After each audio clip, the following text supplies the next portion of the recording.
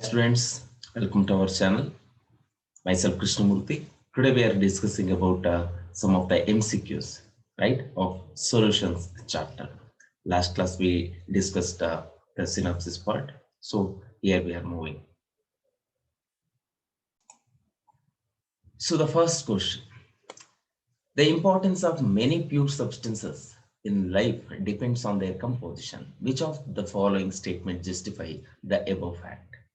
1 ppm of fluoride ion in water prevents tooth decay. 1.5 ppm of fluoride ion causes tooth decay.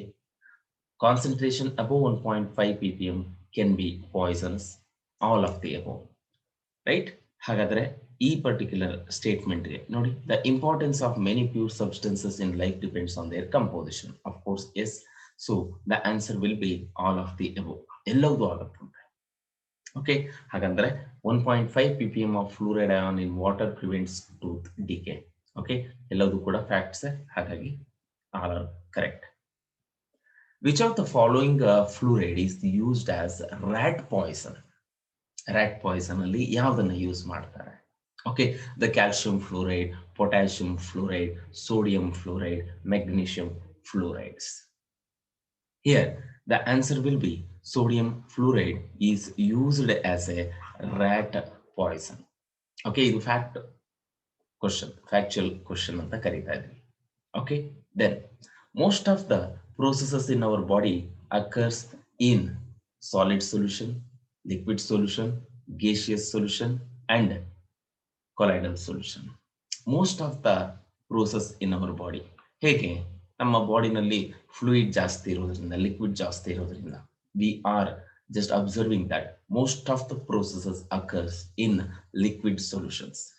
Okay, liquid solutions alle most of the processes happen agutte, they are going to occur. The term homogeneous mixture signifies that ಏನನ್ನ signifies ಮಾಡ್ತಾ ಇದೆ? Its composition is uniform throughout the mixture. Its properties are both uniform throughout the mixture. Properties are uniform, right? Both composition and properties are uniform throughout the mixture. Their composition nor properties are uniform throughout the mixture. ಇಲ್ಲಿ ನಾವು observe ಮಾಡ್ತಾ ಇರೋದು homogeneous mixture ಅಲ್ಲಿ composition and properties ಎರಡೂ ಕೂಡ uniform ಇರುತ್ತಂತೆ. So option will be option C. Okay, so the next question: which of the following mixtures are called solutions? ಯಾವುದನ್ನ ನೀವು ಸೊಲ್ಯೂಷನ್ಸ್ ಅಂತ ಕರೀತಾ ಇದ್ದೀರಾ? Water plus ammonia, water plus acetone, acetone and alcohol, hexane and water. Right? ಇಲ್ಲಿ ಯಾಕೆ ನಾವು solutions ಅಂತ ಕರೀತಾ ಇದ್ದೀವಿ ಅಂತಂದ್ರೆ, one component is going to be soluble in another components ಅಂತ. Water and ammonia, of course dissolution takes place. Water and acetone, dissolution takes place to form hydrogen bond. Acetone and alcohol also forms. ಆದರೆ ಹೆಕ್ಸೇನ್ ಅನ್ನೋದು non polar solvent ಆಗಿರೋದ್ರಿಂದ ಇದನ್ನ solution ಅಂತ ತಗೊಳ್ಳೋದಿಲ್ಲ ನಾವು. So option will be A. Okay, then which of the following is a quantitative description of the following? ಯಾವುದು quantitative description of the solution? Dilute, concentrated, saturated, molar. ನೆನ್ಪಿಟ್ಕೊಳ್ಳಿ, ನಾವು concentration terms ಅಲ್ಲ ಇಲ್ಲಿ ಯೂಸ್ ಮಾಡ್ತಾ ಇದೀವಿ, ಯಾವುದೋ ಒಂದನ್ನ ಅಂದ್ರೆ ಕ್ವಾಂಟಿಟೇಟಿವ್ ಡಿಸ್ಕ್ರಿಪ್ಷನ್, ಎಷ್ಟು ಅಮೌಂಟ್ ಆಫ್ ಸಾಲ್ಯೂಟ್ ಇದೆ ಅನ್ನೋದನ್ನ. So that is called as molar. Okay, molar ಅಂತೀವಿ. ಡೈಲ್ಯೂಟ್, ಕಾನ್ಸಂಟ್ರೇಟೆಡ್ ಮತ್ತೆ ಸ್ಯಾಚುರೇಟೆಡ್ ಆರ್ ಕ್ವಾಲಿಟೇಟಿವ್ ಮೆಥಡ್ಸ್ ಅಂತೆ. ಓಕೆ, ಹಾಗಾದ್ರೆ ನಾವು ತಗೊಳ್ತಾ ಇರೋದು ಮೋಲಾರ್ ಅಂತ ಹೇಳ್ತಾ ಇದೀವಿ ಅಂದ್ರೆ it's a quantitative method of expression or description of the solution ಅಂತ ಹೇಳಿ. Okay, right. Next, when a solute is present in trace amounts or trace quantities, the following expression is used. ಯಾವ್ದಂತೆ ನೋಡಿ, ನೋಡ್ತಾ ಹೋಗೋಣ. Gram per million, milligram, microgram percent, parts per million. Usual ಆಗಿ atmosphere ಅಲ್ಲಿ ಈ pollutants ಇರುತ್ತಲ್ವ, ಆ pollutants when they are present in lesser quantity, that is going to be expressed by using, okay, one of the terminology that is called as parts per million ಅಂತ ಕರೀತಾ ಇದ್ವಿ. parts per million. ಓಕೆನಾ? So ನಾವಿಲ್ಲಿ ತಗೊಳ್ತಾ ಇರೋದು option D. Next, molarity of liquid HCl will be if density of the solution is 1.17 gram per cc ಅಂತ ಕೊಟ್ಟಿದ್ದಾರೆ. Molarity ಎಷ್ಟಿರುತ್ತೆ ಲಿಕ್ವಿಡ್ HCl ಸೊಲ್ಯೂಷನ್ ಅಂತ ಡೆನ್ಸಿಟಿ ಕೊಟ್ಟಿದ್ದಾರೆ 1.17 gram per cc. And density ನಮಗೆ ಗೊತ್ತು, density is equal to what? Mass by volume. ಕರೆಕ್ಟಾ? ಆದ್ರೆ volume ಕೊಟ್ಟಿದ್ದಾರೆ ನಮಗೆ ಎಷ್ಟಂತೆ? 1 cc ಅಂತ ಅವರೇ ಕೊಟ್ಟಲ್ಲ, per cc. Correct? therefore mass is equal to volume into density, ಅಥವಾ ಡೆನ್ಸಿಟಿ ಆಗುತ್ತೆ, that is equal to 1.17 gram. ಹೌದಲ್ವಾ? ರೈಟ್. ಹಾಗಾದ್ರೆ ಮೊಲಾರಿಟಿ ಕ್ಯಾಲ್ಕುಲೇಟ್ ಮಾಡ್ಕೋಬೇಕು ಅಂದ್ರೆ molarity is equal to number of moles divided by volume in liter. ಅಂದ್ರೆ ಎಷ್ಟು ಬರ್ತಾ ಇದೆ ನೋಡಿ, 1.17 divided by 36.5 into 1 liter into 1000. ಹೌದಲ್ವಾ? ರೈಟ್. ಹಾಗಿದ್ರೆ ಎಷ್ಟು ಬರಬೇಕು answer? That is equal to 1170 divided by 36.5. So it is equal to 32.05 molar. ಓಕೆನಾ? 32.05 molar ಬರ್ತಾ ಇದೆ ಆಪ್ಷನ್ ಬಿ. ರೈಟ್. ಇಲ್ಲಿ ಯಾಕೆ ನಾನು ಲೀಟರ್ ಅಲ್ಲಿ ತಗೊಂಡಿರೋದು ನೋಡಿ, ಇಲ್ಲಿ ಲೀಟರ್ ಅಂತ ಬಂದ್ರೆ ಇಲ್ಲಿ ವಾಲ್ಯೂಮ್ ಸಿಸಿ ನಲ್ಲಿದೆ, ಹಾಗಾಗಿ ಸೆಂಟಿಮೀಟರ್ ಕ್ಯೂಬ್ ಅಂತಂದ್ರೆ ಎಷ್ಟು ಬರುತ್ತೆ? That is going to be ml ಅಂತ, ಹಾಗಾಗಿ 1000 ಇಂದ ಮಲ್ಟಿಪ್ಲೈ ಮಾಡಿದ್ದೀನಿ ಅಷ್ಟೇ. Right.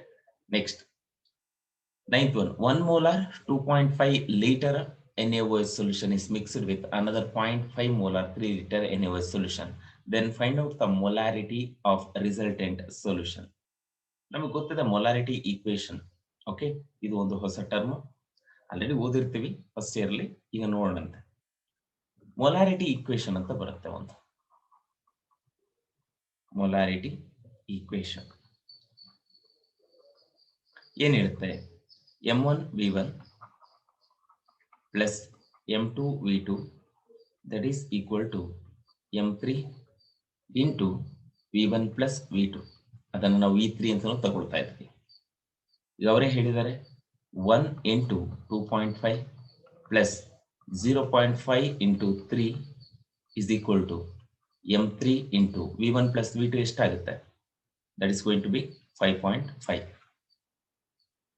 So m3 is equal to 4 divided by 5.5 ಆಗುತ್ತೆ. That is equal to 0.73 molar.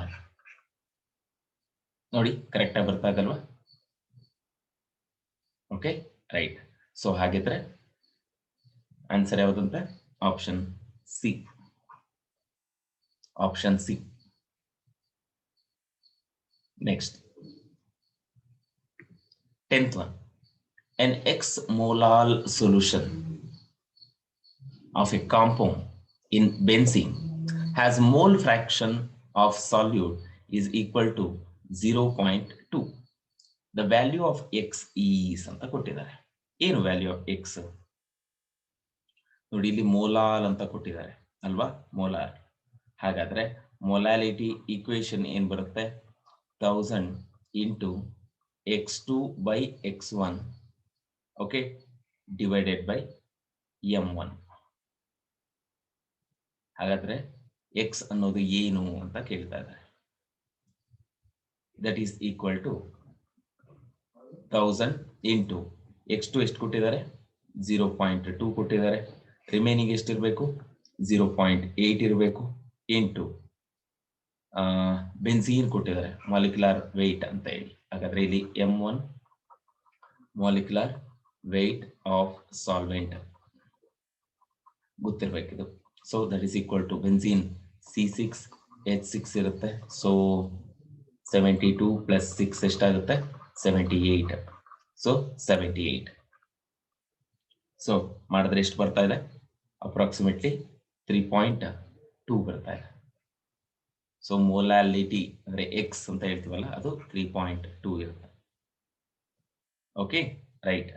Next one, the molarity of the solution containing 7.1 gram of sodium sulfate in 100 ml aqueous solution is molarity ಅಂತ. ಹಾಗಾದ್ರೆ molarity is equal to mass divided by molar mass into 1000 divided by V. ಇಲ್ಲಿ 100 ml ಕೊಟ್ಟಿದ್ದಾರೆ, ಅದಕ್ಕೆ 1000 ಇಂದ multiply ಮಾಡಿದ್ದೀವಿ. Mass ಎಷ್ಟು ಕೊಟ್ಟಿದ್ದಾರೆ 7.1 gram divided by molar mass of sodium sulphate ನ ಕ್ಯಾಲ್ಕುಲೇಟ್ ಮಾಡ್ಕೊಳ್ಳಿ. ಇಟ್ಸ್ 142 ಬರುತ್ತೆ into 1000 divided by 100. So answer ಎಷ್ಟು ಬರಬೇಕು 0.5 molar. 0.5 molar. Okay, so option B will be the answer. Next, question number 12. The vapor pressure of pure benzene at 25 degrees Celsius is 640 mmHg, and that of solution of a solute A is 630 mmHg. Hagadre the molality of solution is molality. ಈಗ ನೋಡೋಣಂತೆ, ನಮಗೊಂದು formula ಗೊತ್ತಿದೆ. Okay, that's going to be delta P divided by P not is equal to N2 divided by N1 plus N2. Okay, ಹಾಗಾದ್ರೆ number of moles ಇನ್ನು ಗೊತ್ತಿಲ್ಲಲ್ವಾ ನಮಗೆ. N2 divided by N1 plus N2 is equal to ಎಷ್ಟು ಕೊಟ್ಟಿದಾರಂತೆ delta P ಅಂದ್ರೆ change in ಇದು vapour pressure, lowering of vapor pressure. P naught minus P divided by P naught is equal to mole fraction of the solute. ಈ formula apply ಮಾಡ್ಕೊಂಡಿದ್ದೀನಿ ಅಷ್ಟೇ, ನೀನು ಮಾಡಿಲ್ಲ. ಓಕೆನಾ, ಹೇಳಿ ಎಷ್ಟು ಬರ್ತಾ ಇದೆ 640 minus 630 divided by 640. That is equal to 0.0156 divided by 1 ಬಂದಿರುತ್ತೆ. ಈಗ ನೋಡೋಣಂತೆ, ಅಂದ್ರೆ ಅರ್ಥ ಏನಪ್ಪಾ, ಇದರಲ್ಲಿ 1 ಮೋಲ್ ಅಲ್ಲಿ ಟೋಟಲ್ ಆಗಿ ನಾವು ತಗೊಂಡ್ರೆ 78 ಗ್ರಾಮ್, ಅದು 1 mole that is 78 grams of benzene contains 0.0156 mole ಆದರೆ molality ಎಷ್ಟು ಬರುತ್ತೆ? Molarity is equal to 0.0156 divided by 640 into 1000. That is equal to 0.2 molar. 0.2 molar solution ಬರ್ತಾ ಇದೆ ಅಂತ. ಓಕೆನಾ, 0.2 ಮೋಲಾಲ್ ವರ್ಡ್ ಅನ್ನ ಗೊತ್ತಿರಬೇಕು. ಮೋಲಾಲ್ ಸೊಲ್ಯೂಷನ್, ಮೊಲಾಲಿಟಿ ಕ್ಯಾಲ್ಕುಲೇಟ್ ಮಾಡ್ತಾ ಇರೋದು. ನೆಕ್ಸ್ಟ್ ಆಯ್ತಲ್ವಾ, ನೋಡಿ ಇಲ್ಲಿ 1 ಮೋಲ್ ಅಂದ್ರೆ 78 ಗ್ರಾಮ್ಸ್, ಅದರಲ್ಲಿ 0.0156 ಮೋಲ್ಸ್ ಇದೆಯಂತೆ. ಹಾಗಾದ್ರೆ ಮೊಲಾಲಿಟಿ ಅಂತ ಕ್ಯಾಲ್ಕುಲೇಟ್ ಮಾಡ್ಕೋಬೇಕಂದ್ರೆ ಎಷ್ಟು ಬರ್ತಾ ಇದೆಯಂತೆ, that divided by pure one second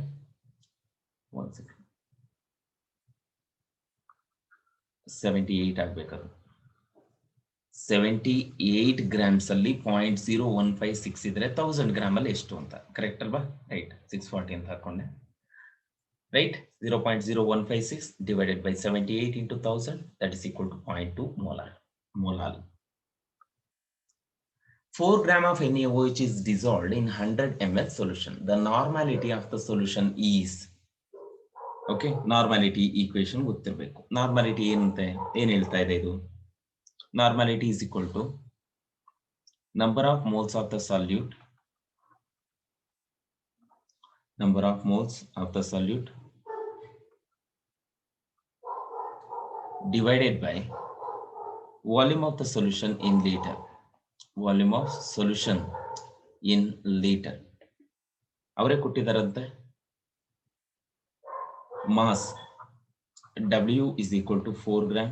ಹಾಗಾದ್ರೆ number of moles is equal to 4 divided by NaOH ಇದೆಯಲ್ಲ ಅದರದ್ದು ಮೋಲಾರ್ ಮಾಸ್ 40 ಬರುತ್ತೆ ನೋಡಿ. 23 16 1 ಗೊತ್ತಲ್ವಾ? ಸೋಡಿಯಂದು 23, 4 by 40 ಅಂದ್ರೆ 0.1. ವಾಲ್ಯೂಮ್ ಆಫ್ ದ ಸೊಲ್ಯೂಷನ್ ಕೂಡ ಕೊಟ್ಟಿದ್ದಾರೆ, is equal to what? 100 ml, right? ಹಾಗಾದ್ರೆ ನಾರ್ಮಾಲಿಟಿ ಇಕ್ವೇಶನ್ ಎಷ್ಟು ಬರ್ತಾ ಇದೆಯಪ್ಪ? That is equal to number of moles is equal to 0.1 divided by 100 into 1000. So that is equal to 1 normal. 1 normal. 40 grams na ಅಥವಾ ಹೀಗೂ ಮಾಡ್ಕೋಬಹುದು. 40 grams dissolved in 1 liter to form 1 normal ಆದ್ರೆ 4 grams dissolved in 1 liter to form, sorry 1 liter ಅಲ್ಲ 100 ml, 1 normal. Volume ಅನ್ನು reduce ಮಾಡ್ತಾ ಇದೀವಿ, mass ಅನ್ನು reduce ಮಾಡ್ತಾ ಇದೀವಿ ಟು ದ ಸೇಮ್ ಎಕ್ಸ್ಟೆಂಟ್. ಹಾಗಾಗಿ 1 ನಾರ್ಮಲ್ ಇರುತ್ತೆ. The molarity of pure water is, molarity of pure water is ಎಷ್ಟು ಬರುತ್ತೆ ನೋಡಿ. molarity equation ಗೊತ್ತಲ್ವಾ? molarity is equal to number of moles of the solute divided by volume in liter, that is equal to moles of water calculate ಮಾಡ್ಕೊಳ್ಳಿ. number of moles of water is equal to mass divided by molar mass. mass 1000 gram ಇರುತ್ತೆ, divided by 18 gram molar mass, that is equal to 55.6 moles ಬಂದಿರುತ್ತೆ. ಹಾಗಾದ್ರೆ molarity ಅಂತ ಕೇಳಬೇಕಂದ್ರೆ molarity is equal to number of moles divided by volume in liter, that is 55.6, ಅದು 555 ಬರುತ್ತೆ, divided by 1, that is equal to 55.6 molar. ಅದರ molarity of pure water ಎಷ್ಟಂತೆ? 55.6. ಸರಿನಾ? Next, so option C ಬರುತ್ತೆ ನೋಡಿ. Next question number 15. An aqueous solution of glucose is 10% strength. The volume in which 1 gram mole of it dissolved will be ಎಷ್ಟಿರುತ್ತೆ? ಹಾಗಾದ್ರೆ ನಮ್ಗೆ ಗೊತ್ತು, ಅಲ್ಲೇನ್ ಮಾಡಿದಾರಂತೆ 10% ಅಂದ್ರೆ ಏನ್ ಇಂಡಿಕೇಟ್ ಮಾಡ್ತಾ ಇದೆ? 10 gram dissolved in 100 ml solution ಅಲ್ವಾ? 100 ml solution. ಹಾಗಾದ್ರೆ 180 gram dissolved in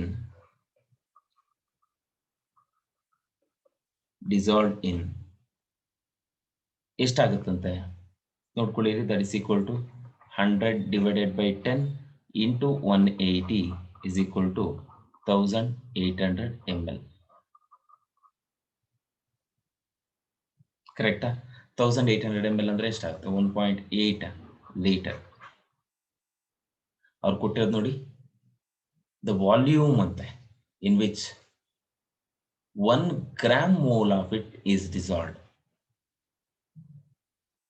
Okay, so that is going to be 1.8 liter.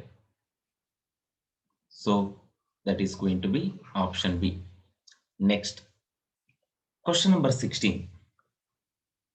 10 gram of NaCl dissolved in 10 to the power 6 gram of the solution. Its concentration is parts per million. ಇದು ನೋಡ್ತಾ ಹೋಗೋಣ. Parts per million ppm is equal to mass of the solute divided by mass of solution into 10 to the power 6. ಹಾಗಾದ್ರೆ mass of solute 10 gram ಕೊಟ್ಟಿದ್ದಾರೆ, mass of the solution 10 to the power of 6 ಕೊಟ್ಟಿದ್ದಾರೆ into 10 to the power of 6. So cancel ಆಯ್ತು, ಉಳ್ಕೊಂಡಿರೋದು 10 ppm ಅಷ್ಟೇ. ಹಾಗಾದ್ರೆ option D ಆಗುತ್ತಾ? Yes. So option D. Next 17.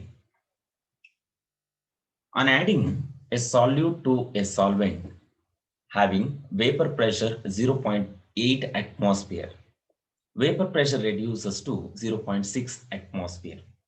ಹಾಗಾದ್ರೆ mole fraction of solute is, ನೋಡ್ತಾ ಬನ್ನಿ, ನಮಗೆ ಗೊತ್ತಿದೆ P0 minus P divided by P0 is equal to mole fraction of the solute. B ಅಂತ ತಗೊಳ್ತೀವಿ. ಅವರೇ ಕೊಟ್ಟಿದ್ದಾರೆ P0 ಅನ್ನೋದು 0.8 ಇದೆ, P ಅನ್ನೋದು 0.6 atmosphere ಇದೆ. ಅವ್ರು ಕೇಳ್ತಾರದೇನು, ಮೋಲ್ ಫ್ರಾಕ್ಷನ್ ಎಷ್ಟು ಅಂತ. XP is equal to what? Okay, ಹಾಗಾದ್ರೆ ನೋಡಿ, P0 ಅನ್ನೋದು 0.8 minus 0.6 divided by 0.8 is equal to mole fraction of the solute. ಹಾಗಿದ್ರೆ XP ಎಷ್ಟು ಬರುತ್ತಪ್ಪ? 0.2 divided by 0.8 ಬರ್ತಾ ಇದೆ, that is equal to, ಹೇಳ್ತೀರಾ 1/4, that is 0.25 ಬರುತ್ತೆ. 0.25 mole fraction of the solute. ಕೊಡ್ಬೋದಲ್ವಾ? Right. So answer is option A. Next 18th one. 2.5 liter of NaCl solution contain 5 moles of solute. What is the molality ಅಂತೆ? Molality. ಹಾಗಾದ್ರೆ molality formula ಗೊತ್ತು ನಮಗೆ. Molality is equal to number of moles of the solute, divided by volume in liter. ಹಾಗಾದ್ರೆ ಎಷ್ಟು? 5 moles divided by 2.5 liter ಅಂತೆ, that is equal to 2 molar solution. ಅಂದ್ರೆ ನೋಡಿ, into 1000 ಮಾಡ್ಬೇಕಿಲ್ಲಿ. Okay ಇಲ್ಲ ಬೇಕಾಗಿಲ್ಲ, 1000 ಇಲ್ಲ, ಯಾಕೆ ಲೀಟರ್ಲ್ಲೇ ಕೊಟ್ಟಿದಾರಲ್ಲ. ಓಕೆ, ಸಾರಿ, 1000 ಏನು ಬೇಡ, 2.5 ಲೀಟರ್ಲ್ಲೇ ಕೊಟ್ಟಿದ್ದಾರೆ. So it is equal to 2 molar. ಸರಿನಾ? So option B.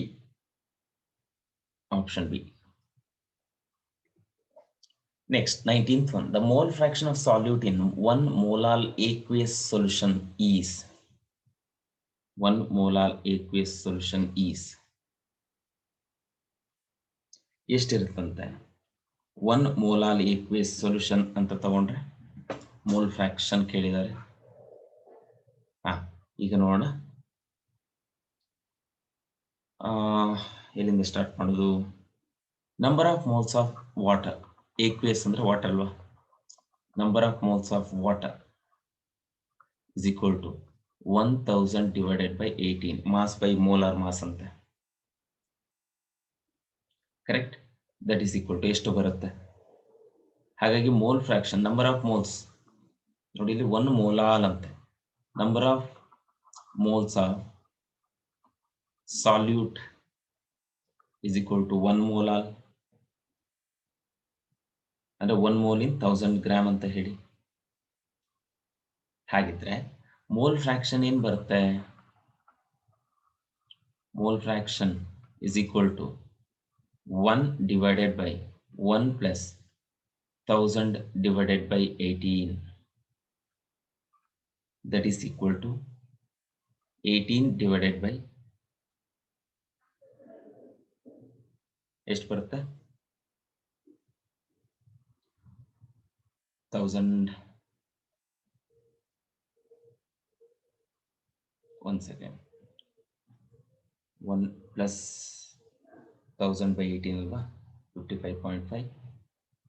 ಸೊ ಇದನ್ನ ಹೀಗೂ ಮಾಡ್ಕೋಬಹುದು 1000 by 18 is equal to 55.56 ಅಂತಾನೂ ಮಾಡ್ಕೋಬಹುದು. ಸಿಂಪ್ಲಿಫೈ ಮಾಡೋದಕ್ಕೆ ಕನ್ಫ್ಯೂಸ್ ಆಗುತ್ತೆ ಅನ್ನೋದಾದ್ರೆ ಅದನ್ನೇ ಹಾಕೊಂಬಿಡಿ. ಓಕೆನಾ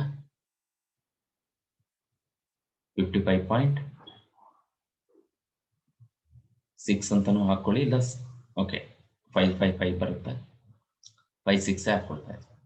ಸೊ 18 ಡಿವೈಡೆಡ್ ಬೈ 56.56 ಬರುತ್ತೆ ಅಪ್ರಾಕ್ಸಿಮೇಟ್ಲಿ 0.018 ಬಂದಿರುತ್ತೆ ನೋಡಿ 0.018 ಸರಿನಾ. Next option B is the answer. Question number 20. 5 ml of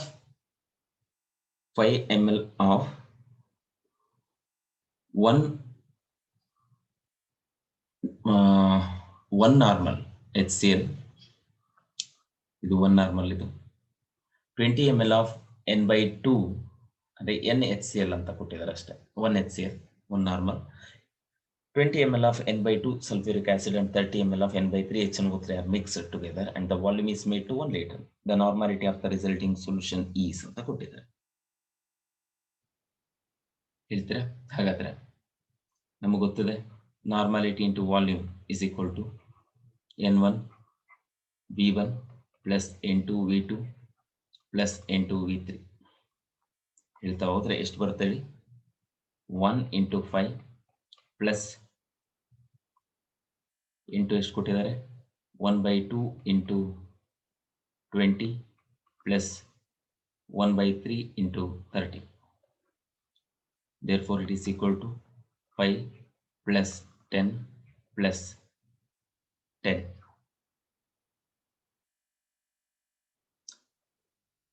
Okay, ಇಲ್ಲಿ ಎಷ್ಟು ಕೊಟ್ಟಿದ್ದಾರೆ ನೋಡಿ normality into volume that is equal to 1000 n ಬರುತ್ತೆ.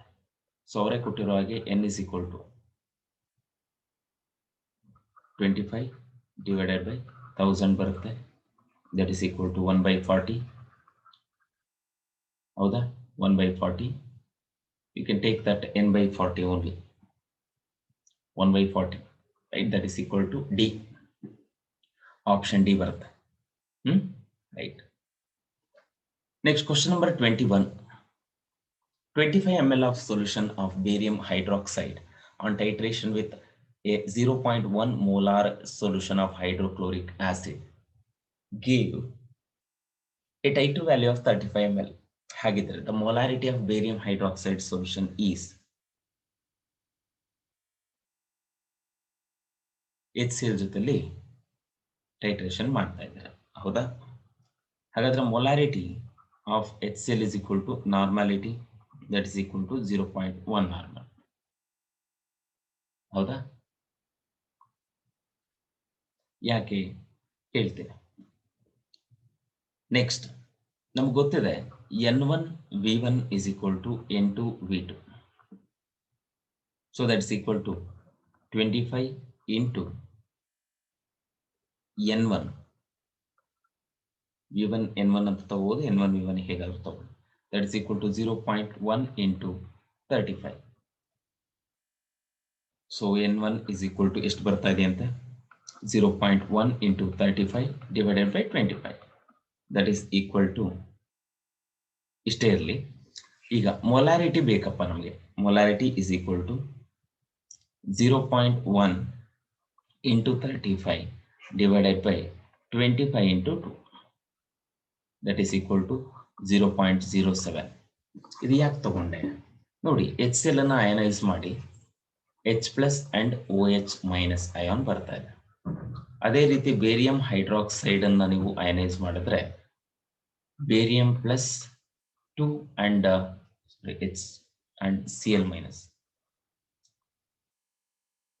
one second ನೋಡಿ ಇಲ್ಲಿ HCl ಅನ್ನು ಅಯನೈಸ್ ಮಾಡಿದ್ರೆ ಏನು ಬರ್ತಾ ಇದೆ H plus plus Cl minus ಬರ್ತಾ ಇದೆ.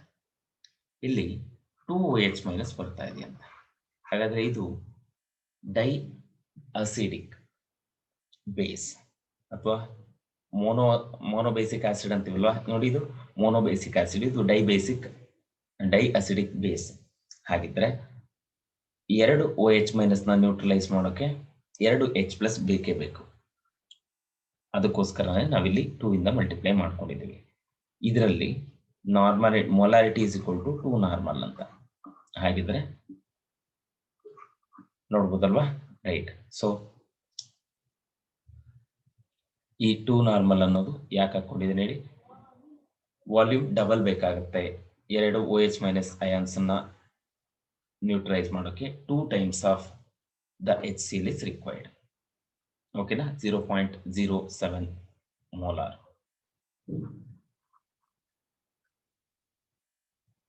Next, question number 22. Mole fraction of a solute in a 1 molar aqueous solution is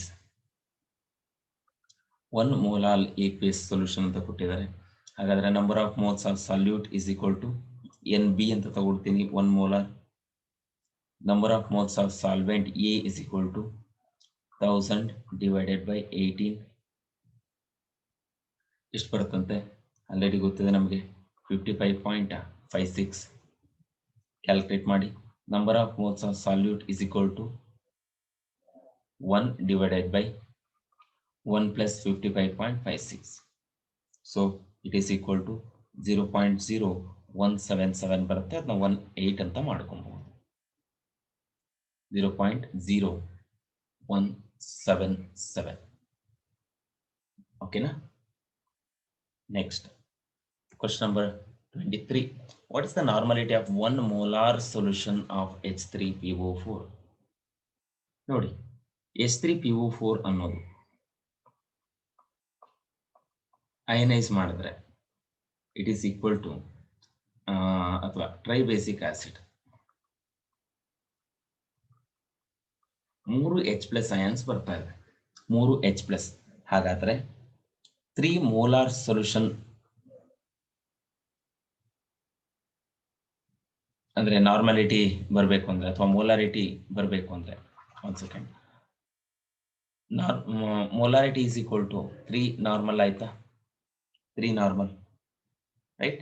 ಹಾಗಿದ್ರೆ ಮೋಲಾರಿಟಿ ಎಷ್ಟು ಕೊಟ್ಟಿದಾರಂತೆ? ನಾರ್ಮಾಲಿಟಿ ಆಫ್ 0.1 ಮೋಲಾರ್ ಅಂತ. ಮೊಲಾರಿಟಿ 1 ಮೋಲಾರ್ ಇದೆ, that is equal to 3 into 1 normal ಅಂತೆ, that is equal to 3 normal solution. ನೆನ್ಪಿಟ್ಕೊಂಡಿರ್ಬೇಕು, tribasic ಆಸಿಡ್ಗೆ ಇಲ್ಲಿ 1 molar ಅಂದ್ರೆ 3 normal ಅಂತ, ಸಲ್ಫ್ಯೂರಿಕ್ ಆಸಿಡ್ ಆದ್ರೆ 1 ಮೋಲಾರ್ ಅಂದ್ರೆ 2 ನಾರ್ಮಲ್, HCl ಅಂದ್ರೆ 1 molar is equal to 1 normal solution. Therefore, answer will be option D ಬರುತ್ತೆ ನೋಡಿ. The volume of 4 normal HCl and 10 normal HCl are required to make 1 liter of 6 normal HCl are. ಎಷ್ಟು ಬೇಕಾಗುತ್ತೆ ಅಂತ equation ಗೊತ್ತಿದೆ ನಮಗೆ. N1 V1 is equal to plus N1 V1 plus N2 V2 is equal to N3 V3 ಅಂತೆ, ಅಥವಾ NV ಅಂತಾನು ತಗೋಬಹುದು. ಅಲ್ಲಿ V3 ಅಂದ್ರೆ ನೆನಪಿಟ್ಕೊಳ್ಳಿ V1 plus V2. ಓಕೆನಾ? ರೈಟ್. ಹಾಗಿದ್ರೆ ನಾರ್ಮಾಲಿಟಿ ಎಷ್ಟು ಕೊಟ್ಟಿದ್ದಾರೆ? ಮೊದಲನೇದು 4 ಇಂಟು ವಾಲ್ಯೂಮ್ ಗೊತ್ತಿಲ್ಲ, X ಅಂತ ತಗೋ, plus second one 10 into 1 liter minus X is equal to N3 6 normal into 1. ಈಗ ನೋಡ್ಕೊ ಬನ್ನಿ, 4x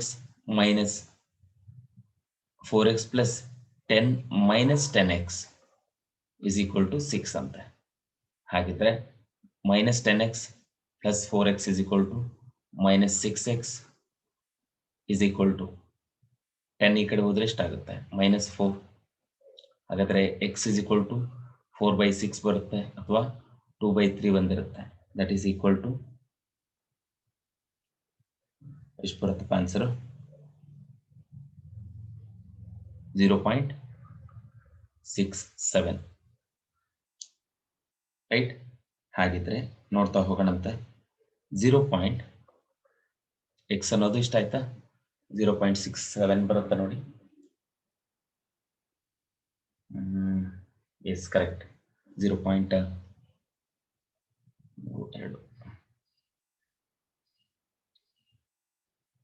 2/3 ಅಲ್ವಾ?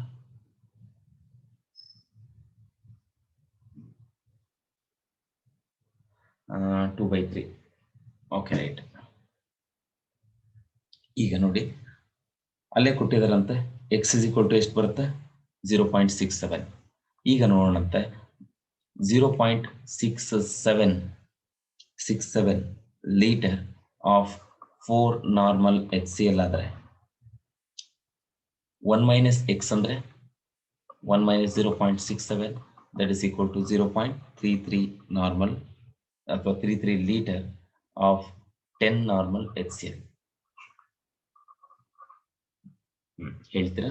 ಸೊ ಆಪ್ಷನ್ ಸಿ ಆಗುತ್ತೆ ನೋಡಿ, ಕರೆಕ್ಟ್. ಸೊ ಇಲ್ಲಿ ಫ್ರಾಕ್ಷನ್ಸ್ ಇಡೋದಕ್ಕಾಗಲ್ಲ, ನಾವೇನ್ ಮಾಡಬೇಕು? ಕ್ಯಾಲ್ಕುಲೇಷನ್ ಮಾಡಲೇಬೇಕು, ರೈಟ್? ನೋಡಿ, ಸೊ ಆಪ್ಷನ್ ಸಿ ಬರುತ್ತೆ. Next question number 25. Molarity of sulfuric acid is 18 molar. Its density is 1.8 gram per ml. Hence, molality is. ನೋಡಿ, molality ಬೇಕು ಅಂದ್ರೆ is equal to molarity divided by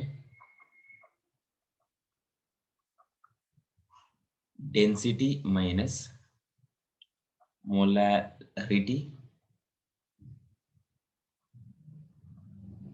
into molecular weight divided by 1000. ಇದು direct formula. ಈಗ ನೋಡ್ತಾ ಹೋದ್ರೆ molarity ಎಷ್ಟು ಕೊಟ್ಟಿದಾರಪ್ಪ? 18 divided by 1.8 minus 18 into 98 ಬರುತ್ತಾ sulphuric acid divided by 1000. So answer will B finalise ಮಾಡಿದ್ರೆ ದಟ್ ಇಸ್ ಈಕ್ವಲ್ ಟು ಎಷ್ಟು ಬರುತ್ತೆ? I think 18 into 98 divided by 1000. Yeah, approximately 5000 ಇರುತ್ತೆ ನೋಡಿ. Yeah, that is equal to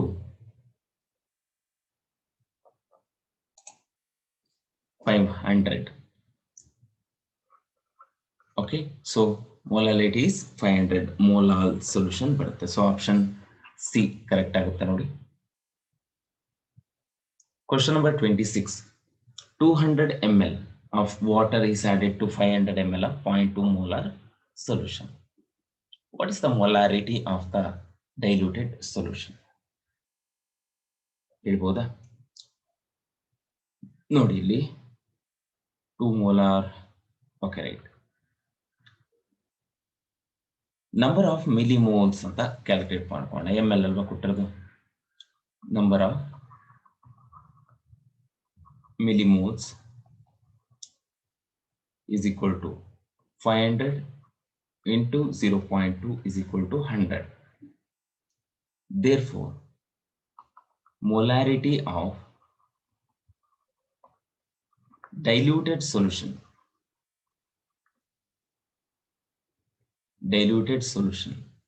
that is equal to 100 moles divided by 700 ml.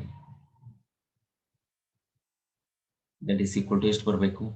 0.1428 molar. So option D correct ಆಗುತ್ತಾ?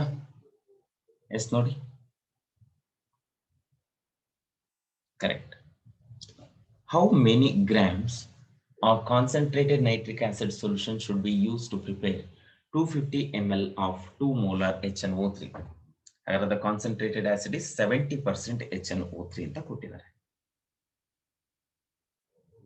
ನಮಗೆ ಗೊತ್ತಿದೆ molarity is equal to mass by molar mass into 1000 divided by volume in ml. Millilitre ಕೊಟ್ಟರೆ 1000 ಇಂದ multiply ಮಾಡ್ತಿದ್ದಾರೆ.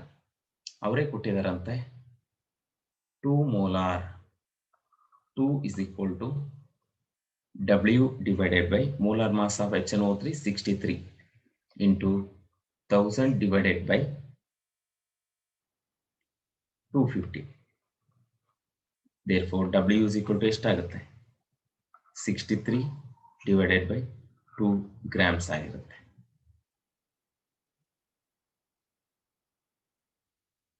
ಹೌದಾ? Right.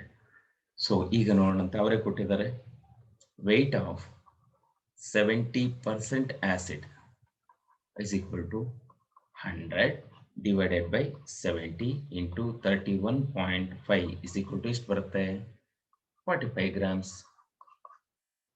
Correct.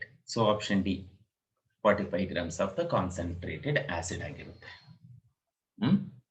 Right. Next, question number 28 ante. For preparing 0.1 normal solution of a compound from its impure sample of which the percentage purity is known, the weight of the substance required will be less than the theoretical weight, more than the theoretical weight, same as the theoretical weight, none of these anta kottidare. So usually it will be more than theoretical weight. Okay, since impurity will not be contributing that one. Okay, ಹಾಗಿದ್ದಾಗ option B correct ಆಗುತ್ತೆ ನೋಡಿ. ಓಕೆನಾ? ಹಾಗಿದ್ರೆ next question 29. If 10 normal 50 ml sulfuric acid, 3 normal 30 ml HNO3, 2 normal 10 ml HCl is mixed and solution is made to 1 liter, the normality of resultant solution is, formula is same, N1 V1 plus N2 V2 plus N3 V3 is equal to N into V of resultant solution R ಅಂದ್ರೆ ಅವರೇ ಕೊಟ್ಟಿದ್ದಾರೆ 10 normal 50 ml ಅಂತ. ಹೌದಾ?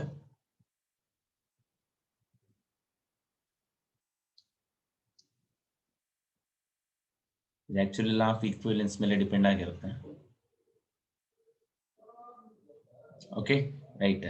So 10 normal 50 ml H2SO4 and 3 normal 30 ml HNO3, 2 normal 10 ml HCl is mixed and the solution is made to 1 liter ಅಂತ ಕೊಟ್ಟಿದ್ದಾರೆ.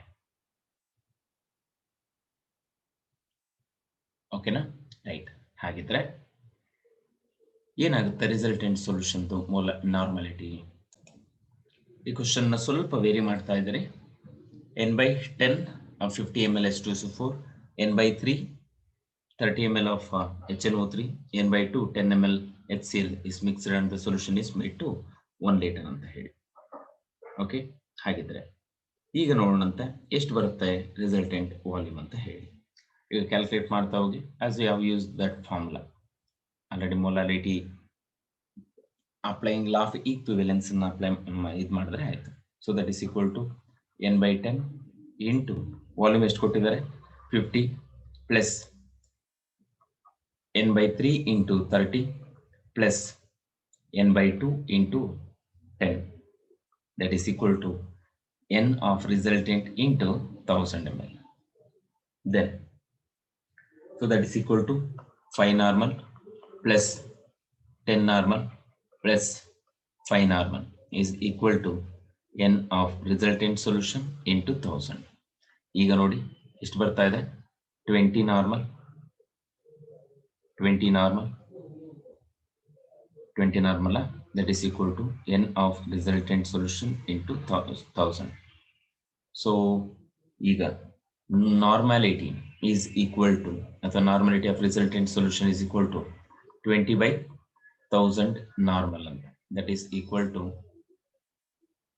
1/50. ಸರಿನಾ? 1/50 ಅಥವಾ n/50 ಅಂತಾನೂ ಕರೀಬಹುದು. So option will be option C. Next, question number 30. A solution made by dissolving 40 gram NaOH in 1000 gram of water is 40 grams NaOH na 1000 gram of water ಅಲ್ಲಿ dissolve ಮಾಡಿದ್ರೆ ನಮಗೆ ಗೊತ್ತಿದೆ 40 gram is the molar mass of NaOH ಅಂತ. ಹಾಗಾದ್ರೆ 1 mole ನಮಗೆ ಗೊತ್ತಿರಬೇಕದು ಈಗ molarity equation ಅಂದ್ರೂ ಅದನ್ನೇ ತಾನೇ ಮಾಡೋದು ನಾವು, ಹೌದಲ್ವಾ? ಮೊಲಾರಿಟಿ ಈಕ್ವೇಶನ್ ಏನ್ ಮಾಡ್ತಿದೀವಿ? Molarity is equal to number of moles of the solid in 1 litre, ಹೌದಾ? That is equal to 1 mole, N ಅಂದ್ರೆ ಎಷ್ಟು ಕೊಟ್ಟಿದ್ದಾರೆ? 40 gram divided by 40 gram, mass by molar mass ತಗೊಂಡಿದ್ದೀನಿ ಇಂಟು 1000 ಗ್ರಾಮ್. ಅಂದ್ರೆ 1000 ಗ್ರಾಮ್ ಆಫ್ ವಾಟರ್ ಅಲ್ಲಿ ಮಾಡ್ತಾ ಇದೀವಿ, ನೆನ್ಪಿಟ್ಕೊಂಡಿರ್ಬೇಕು. ಕರೆಕ್ಟಾ? 1000 gram into 1000, that is equal to 40 by 40 ಇದ್ರೆ 1 ಬರುತ್ತೆ, 1000 by 1000 ಆದ್ರೂ 1 ಬರುತ್ತೆ. That is equal to 1 molal solution ಅಂತ ಯಾಕೆ ಹೇಳ್ತಾ ಇದೀವಿ ಹೇಳಿ? ಇಲ್ಲಿ ಗ್ರಾಮ್ಸ್ ಅಲ್ಲಿ ಮೆನ್ಷನ್ ಮಾಡಿದ್ದಾರೆ ಸಾಲ್ವೆಂಟ್ ಅನ್ನ. ಓಕೆನಾ? Right. Next 31. Which of the following concentration term is independent of temperature?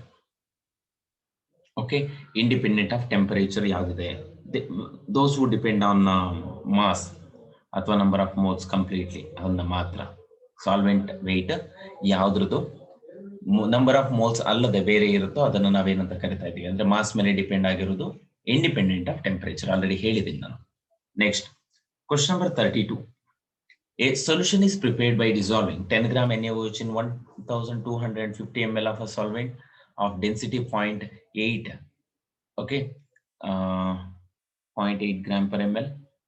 Okay, the molality of the solution in mole per kg is, he calculate ಮಾಡ್ತಾರೆ ನೋಡುವ. ಮಾಸ್ ಕೊಟ್ಟಿದಾರಂತೆ ಎಷ್ಟು? W is equal to 10 gram. Molar mass ಎಷ್ಟಿದೆ? ಅಥವಾ capital M is equal to 40. ಹಾಗಾದ್ರೆ mass of the solvent ಎಷ್ಟು ಕೊಟ್ಟಿದ್ದಾರೆ? ಇದನ್ನ B ಅಂತ ತಗೋಣ. WA is equal to mass by volume is equal to density. ಹಾಗಿದ್ರೆ 1250 into 0.8 is equal to ಎಷ್ಟಾಗುತ್ತೆ? 1000 ಗ್ರಾಮ್ ಬರುತ್ತಾ? That is equal to 1 kg. ಈಗ ಹೇಳಿ, molality is equal to 10 divided by 40 divided by 1 kg, that is equal to 0.25 molal solution ಬರುತ್ತೆ. 0.25 ಬರಬೇಕು. So option A is the answer. Okay ನಮ್ಮ ಮಕ್ಕಳ? Right. Next question number 33 ಅಂತ. Which of the following units is useful in relating concentration of solution with its vapor pressure?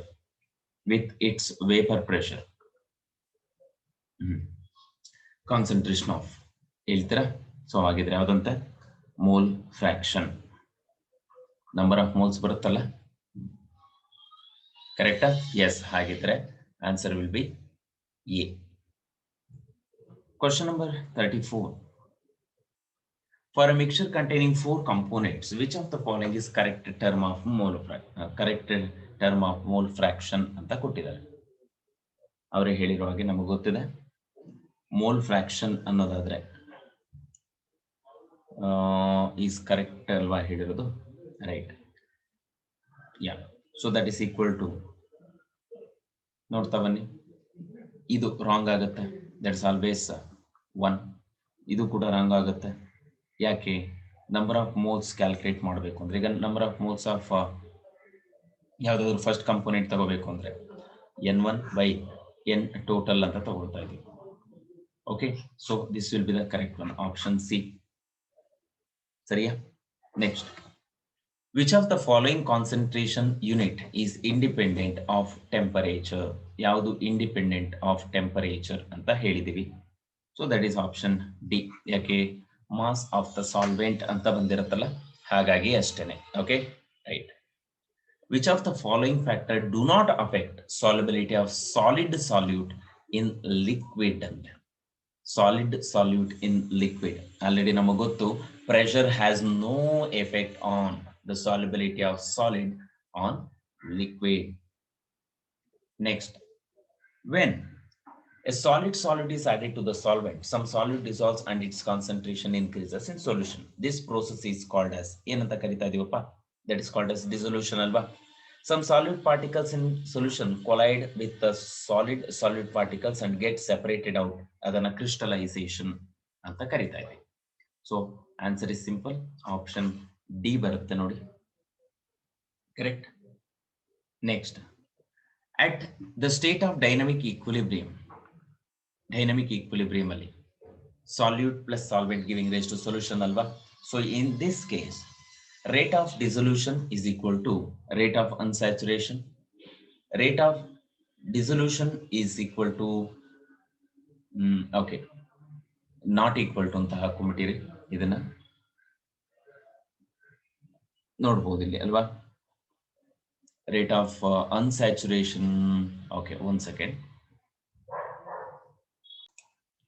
So ಇಲ್ಲಿ ಕೊಟ್ಟಿದ್ದಾರೆ, ಸ್ವಲ್ಪ option change ಆಗಿದೆ ನೋಡಿ, ರೈಟ್. ಹಾಗಿದ್ರೆ equilibrium ಅಲ್ಲಿ ನಮಗೆ ಗೊತ್ತಿದೆ ಸಾಲ್ಯೂಟ್ ಪ್ಲಸ್ ಸಾಲ್ವೆಂಟ್ ಇದ್ದು ಸೊಲ್ಯೂಷನ್ ಆಗ್ತಾ ಇದೆ. Rate of dissolution is equal to rate of crystallisation ಅಂತ. ಅಂದ್ರೆ ಎಷ್ಟು ಡಿಸಾಲ್ವ್ ಆಗುತ್ತೋ ಅಷ್ಟೇ ವಾಪಸ್ ಏನಾಗ್ತಾ ಇದೆ, ಕಂಬೈನ್ ಆಗಿ ಕ್ರಿಸ್ಟಲ್ಸ್ ಆಗಿ ಕನ್ವರ್ಟ್ ಆಗ್ತಾ ಇದೆ ಅಂತ. Next question number 39. The maximum amount of the following statement is incorrect. ಯಾವುದು ಅಂತ ಕೇಳಿದ್ದಾರೆ, ಹೇಳ್ಬೋದಲ್ವಾ. So that is going to be a solution in which no more solute can be dissolved at the same temperature and pressure is called saturation solution. Correct. An unsaturated solution is one in which more solute can be dissolved. Correct. The solution in which is in dynamic equilibrium with undissolved solute is the saturated solution. Correct. The minimum amount of the solute dissolved in a given amount of solvent is its solubility. No. The maximum amount of the solute is going to be called as what? Its solubility. Sariya. Question number 40. On dissolving sugar in water at room temperature, solution feels cool to touch. Yakirbohudu. Right? Under which of the following cases dissolution of sugar will be most rapid? Adu cool ಆಗ್ತಾ ಇದೆ ಅಂದ್ರೆ endothermic ಆಗ್ತಾ ಇದೆ ಅಂದ್ರೆ ಅರ್ಥ okay hot water ಅಲ್ಲಿ dissolve ಮಾಡಿದ್ರೆ ಏನಾಗುತ್ತೆ, that is going to be soluble to a maximum extent. ಹೌದಲ್ವಾ. Next, the solubility of solid in a liquid is significantly affected by temperature change. The system being a dynamic equilibrium must follow Le-Chatelier's principle. Considering the Le-Chatelier's principle, which of the following is correct ಅಂತ ಕೇಳ್ತಾ ಇದ್ದಾರೆ. ಸೊ ಹೇಳ್ಬಹುದಲ್ವಾ, that is going to be equal to ಅವರೇ ಹೇಳಿರೋ ಹಾಗೆ according to Le-Chatelier principle, exothermic reactions ಗೆ increase in temperature decreases the solubility ಅಂತ ಹೇಳಿ. ಅರ್ಥ ಆಗ್ತಿದ್ಯಾ? Exothermic solution. So option B ಆಗುತ್ತೆ ನೋಡಿ, ಕರೆಕ್ಟ್ ಅಲ್ವಾ? ರೈಟ್. ಯಾವ್ದು ಕರೆಕ್ಟ್ ಅಂತ ಕೇಳಿದ್ದಾರೆ.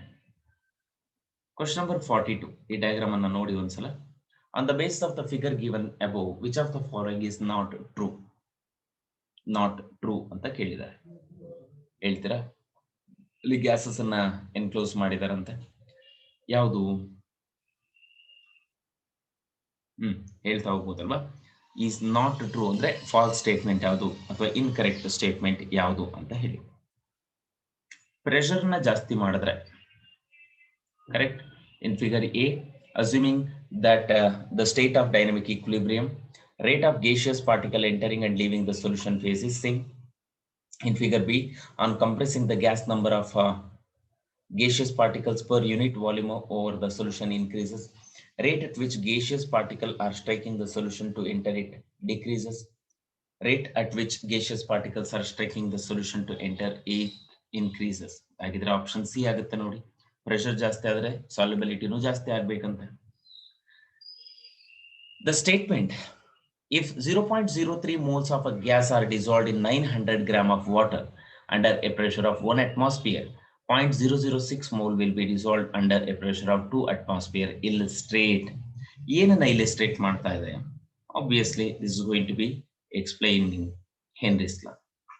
Correct? Right? Yes. 44.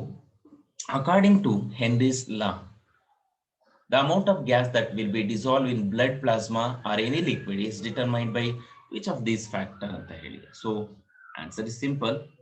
Solubility of the gas in liquid ಅನ್ನ determine ಮಾಡ್ತಾ ಇದೆ ಅಥವಾ it is going to give information about that. So ಇವತ್ತಿಗೆ ಇಷ್ಟು ಸಾಕಾಗತ್ತಾ? ನೆಕ್ಸ್ಟ್ ವಿಡಿಯೋದಲ್ಲಿ ನಾವು ಮುಂದಿನ ಕ್ವಶನ್ಗಳನ್ನ ಡಿಸ್ಕಸ್ ಮಾಡೋಣ. ಅಲ್ಲಿವರೆಗೂ ಟೇಕ್ ಕೇರ್, ಬಾಯ್.